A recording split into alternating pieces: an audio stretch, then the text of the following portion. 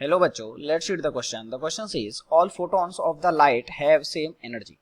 Okay, यानी कि जो फोटॉन्स है लाइट के जितने फोटोन होते हैं उनकी एनर्जी सेम होती है। और हमको ये क्वेश्चन में ये बताना है कि ये जो स्टेटमेंट हमको गिवन है ये स्टेटमेंट ट्रू है या ये स्टेटमेंट फॉल्स है।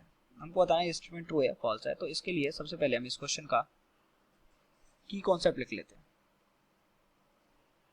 इस क्वेश्चन की जो की कॉन्सेप्ट है that is energy and wavelength.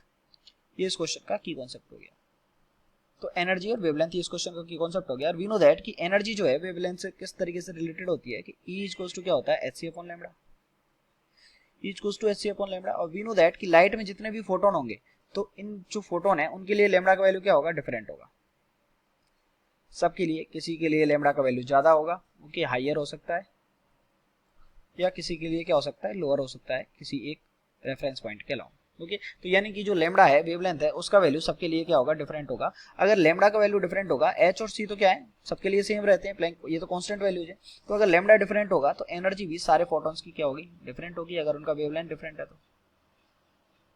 तो यानी कि लाइट में जितने भी फोटॉन्स होते हैं उन सब की जो वेवलेंथ है वो क्या होती है, डिफरेंट होती है। उसी से हमारे क्या बनते हैं, रीजन बनते हैं, विजिबल, इंफ्रारेड एंड ऑल।